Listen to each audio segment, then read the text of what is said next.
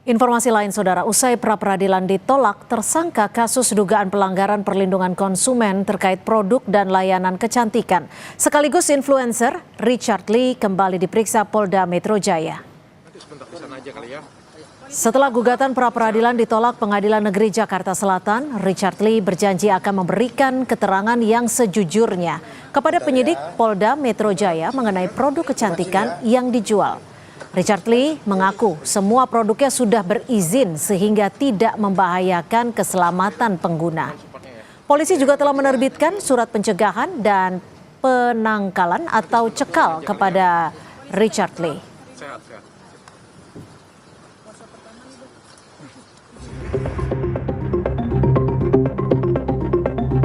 Palembang kemarin banyak dikatoin. Usai pra-peradilan ditolak, tersangka kasus dugaan pelanggaran perlindungan konsumen terkait produk dan layanan kecantikan, sekaligus influencer Richard Lee kembali diperiksa Polda Metro Jaya.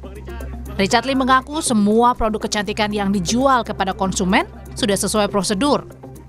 Richard pun mengaku sedih dan menyayangkan kasus ini menjerat rekan sesama dokter yakni Amira Farahnas alias Doktif yang sama-sama menjual produk kecantikan, namun kini keduanya justru menjadi tersangka dengan pasal berbeda. Semua produk yang saya jual legal dan BPOM dan diproduksi sesuai dengan ketentuan yang berlaku. Saya belum pernah menjual produk yang tidak berizin dan berpotensi untuk membahayakan masyarakat. Secara pribadi yang buat saya sedih, konflik ini melibatkan 2 orang dokter, 2 orang sejawat, 2 orang yang profesinya sama-sama menjual skincare yang berakhir dengan saling lapor dan sama-sama jadi tersangka. Secara pribadi saya jujur, saya sedih dan malu akan hal itu. Bang Richard. Tersangka Richard Lee sebelumnya sempat mengajukan gugatan pra-peradilan atas penetapannya sebagai tersangka dugaan pelanggaran perlindungan konsumen terkait produk dan layanan kecantikan. Kala di pra-peradilan, polisi mengatakan kasus Richard Lee tetap lanjut di Ditreskrimsus Polda Metro Jaya. Bahwa ditolak, ya kami sampaikan gugatan pra-peradilan dari tersangka DRL ditolak sepenuhnya. Adapun langkah penyidik setelah menghormati putusan pra-peradilan ini, penyidik akan mengirimkan kembali minggu depan mengagendakan untuk pemanggilan tersangka DRL dalam proses lanjut menghadapi proses penyidikan yang ada di Ditreskrimsus Polda Metro Jaya. Kasus Richard Lee berawal dari laporan influencer Samira Farahnas atau dikenal dengan dokter detektif atau Doktif. Dalam laporannya, Richard Lee diduga melakukan pelanggaran perlindungan hak konsumen. Richard Lee selain sebagai pengusaha produk kecantikan, juga dikenal sebagai seorang kreator konten. Tercatat ada sekitar 5,9 juta pengikut dalam channel YouTube yang dikelolanya. Tim Liputan, Kompas TV. Ini bukan cuma kenyang, juga glowing ya.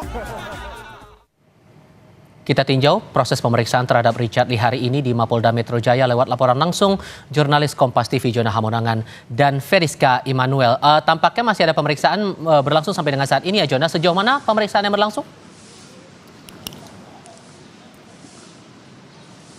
Ya Tifal, kalau kita merunut tadi, Dr. Richard Lee masuk ke ruang Ditreskrimsus Polda Metro Jaya sekitar pukul 10.21.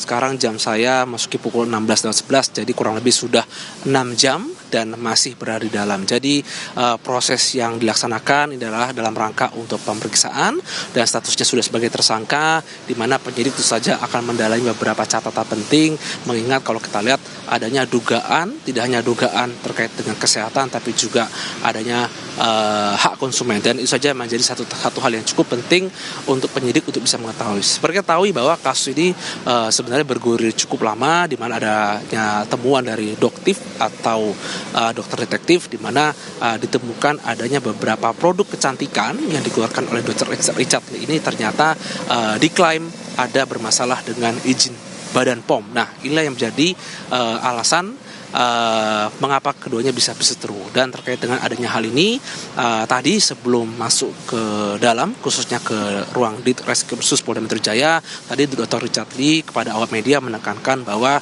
nanti akan membuka seluas-luasnya terkait dengan data dan juga adanya keabsahan data. Dan tadi juga Dr. Richard Lee juga mengatakan bahwa seluruh produk yang dikeluarkan olehnya itu adalah sudah legal dan juga sudah memiliki data dari Badan POM. Nah, ini menandakan bahwa secara uji klinis pun seharusnya ini sudah tidak ada masalah khususnya dari aspek atau sisi kesehatan. Namun tentu saja ini masih menunggu hasil resmi dari pihak penyidik terkait dengan apa saja temuannya atau mungkin beberapa pertanyaan yang ditanyakan penyidik khususnya untuk mendalami kasus ini. Tapi yang pasti terkait dengan statusnya sudah sebagai tersangka dan kita akan mengetahui sebenarnya apa poin-poin yang sebenarnya didalami oleh penyidik. Apakah akan fokus kepada mungkin dari Badan POM-nya atau mungkin hal-hal lain yang tentu saja akan menjadi pendalaman yang dilakukan khususnya dari penyidik Ditreskrimsus Polda Metro Jaya. Kita akan menunggu, mungkin beberapa saat lagi nanti akan keluar dan Dr. Richard Lee akan memberikan pernyataan terkait dengan apa inti atau fokus dari pemeriksaan penyidik.